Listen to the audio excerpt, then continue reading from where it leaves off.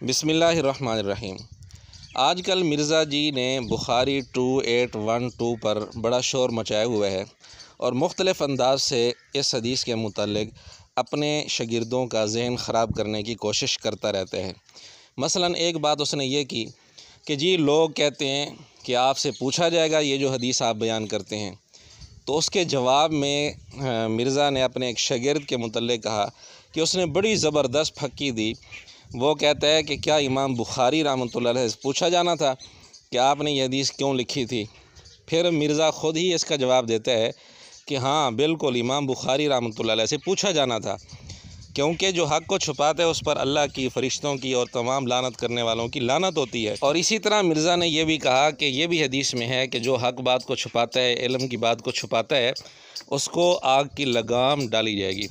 तो इसलिए इमाम बुखारी रहमतुल्लाह अलैह को इन चीज़ों का पता था, इसलिए इमाम बुखारी रहमतुल्लाह अलैह ने यह हदीस लिख दी, क्योंकि इमाम बुखारी रहमतुल्लाह अलैह को पता था कि ये हक़ बात अगर छुपाई जाएगी तो इस पर लानत होगी, आग की लगाम डाली जाएगी। पहले आप मिर्ज़े की ये गुफ्तगू सुन लें, फिर इंशाअल्लाह इस पर हम तबसरा करेंगे। उस दिन शाहिद भाई ने बड़ी अच्छी बात की थी कि आप लोग तो कहते हो कि अली भाई से पूछा जाएगा कि 2812 दुनिया में बयान की थी कि नहीं, कि अम्मार को एक बागी जमात कत्ल करेगी, अम्मार उन्हें अल्लाह और जन्नत की तरफ बुलाएंगे, जमात जहन्नम की तरफ।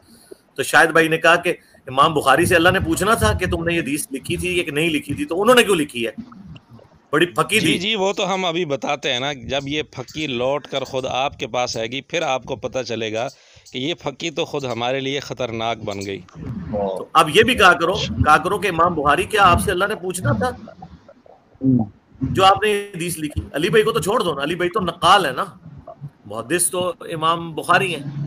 तो फिर इसका मतलब है कि अगर यही रूल है तो इसका मतलब है इमाम बुखारी से पूछा जाना था। मिर्ज़ा जी अब आपने अपने इस उसूल पर और अपनी इस बात पर पक्के रहना है। अब आपने वज़ू नहीं तोड़ना, वरना बारहा ऐसा होता है कि आप इस एक उसूल खड़ा करते हैं और वही उसूल आपके गले में फिट हो जाता है। इसलिए उन्होंने लिखा। तो जब इमाम बुखारी से पूछा जाना था तो हम बयान करके कौन से मुजरिम? बिल्कुल पूछा जाना था। सूरतुल बकरा में है कि जो लोग हक को छुपा लेते हैं ना, उन पे अल्लाह की लानत, अल्लाह के फरिश्तों की लानत, तमाम लानत करने वालों की लानत, यहाँ तक कि तौबा ना कर लें और उस हक को बयान ना कर लें।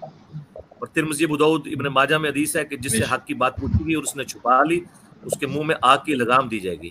तो इमाम बुखारी को इस चीज का पता था।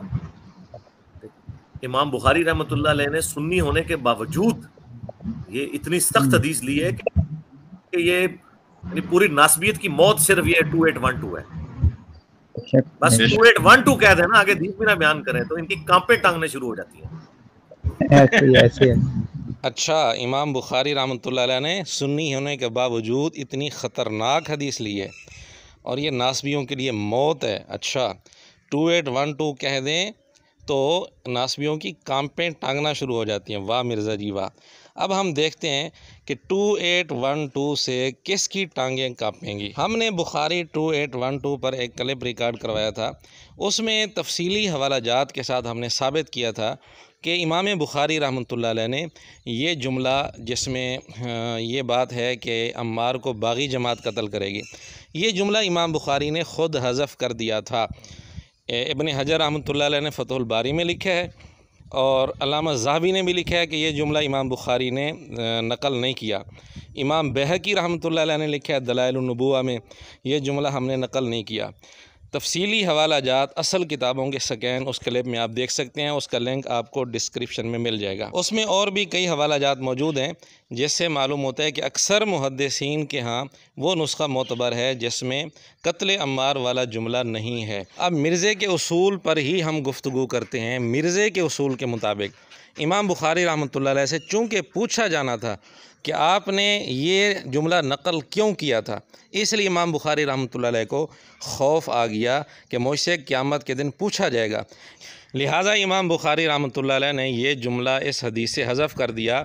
इमाम बुखारी रहमतुल्लाह अलैह ने हक़ बात वाज़े कर दी कि जिस हदीस के अंदर अम्मार रज़ी अल्लाह ताला अन्हु के अल्लाह ताला की तरफ बुलाने का और दूसरे लोगों के जहन्नम की तरफ बुलाने का ज़िक्र है, उस हदीस के अंदर उस जुमले के साथ कत्ल अम्मार वाला जुमला नहीं है। इमाम बुखारी रहमतुल्लाह अलैह ने कत्ल अम्मार वाला जुमला हज़फ करके हक बात वाज़े कर दी, क्योंकि इमाम बुखारी रहमतुल्लाह अलैह से पूछा जाना था। तो इमाम बुखारी रहमतुल्लाह अलैह ने तो ये जुमला हज़फ करके हक बात वाज़े कर दी, लेकिन मिर्ज़े को कोई खौफ खुदा नहीं है, कोई शर्म हया नहीं है, इसने फिर भी हक बात वाज़े नहीं की। 2812 का शोर मचा रखा है, लेकिन ये कभी नहीं बताया कि इमाम बुखारी रहमतुल्लाह अलैह ने यह जुमला ख़ुद हज़फ कर दिया था। हमारा अब सवाल ये है कि हज़फ किया था तो क्यों हज़फ किया था? मिर्ज़े के उसूल के मुताबिक जवाब यही बनता है कि उनसे चूँकि पूछा जाना था, क़यामत के दिन उनसे सवाल होना था। वो समझते थे कि मुझसे सवाल किया जाएगा कि ये जुमला आपने इस हदीस के अंदर क्यों लिखा था, इसलिए इमाम बुखारी रहमतुल्लाह अलैह ने यह जुमला हज़फ कर दिया ताकि क़यामत के दिन मुझसे ना पूछा जाए। अब 2812 नासबियों की मौत नहीं, ये मिर्ज़ा जहलमी की मौत है। अब इंशाअल्लाह मिर्ज़ा 2812 से जान छुड़ाने की कोशिश करेगा। वो कहेगा चलो इस हदीस में ये जुमला इमाम बुखारी ने हज़फ कर दिया था, चलो दूसरी किताबों में तो है, लेकिन हम 2812 पर ही अब मिर्ज़ा जहलमी से बात करेंगे। जब तक मिर्ज़ा जहलमी कितमान हक़ से और ख़ियानत से तौबा नहीं कर लेता और माज़रत नहीं कर लेता, एलानिया रुजू नहीं कर लेता, अब बात 2812 पर ही होगी। अब 2812 का मुख्तसर जवाब ये है 2812 प्लस 447 प्लस फतहुल बारी, ये जवाब इंशाअल्लाह मिर्ज़े की मौत होगी, मौत। अब 2812 मिर्ज़े के गले की ऐसी हड्डी बन जाएगी कि मिर्ज़ा ना इसको उगल सकेगा ना निगल सकेगा। तो मिर्ज़ा जी आओ मैदान में, अब आपने अपना वज़ू पक्का रखना है, 2812 पर कायम रहना है। अब आपके शागिर्द आपसे पूछेंगे कि उस्ताद जी आपने हमें ये हकीकत क्यों नहीं बताई थी कि इमाम बुखारी रहमतुल्लाह अलैह ने कत्ल अम्मार वाला जुमला ख़ुद हज़फ ही कर दिया था। तो इमाम बुखारी रहमतुल्लाह अलैह से तो पूछा जाना था, क्या आपसे नहीं पूछा जाना था क़यामत के दिन कि आप इतनी बड़ी ख़यानत क्यों कर रहे हैं?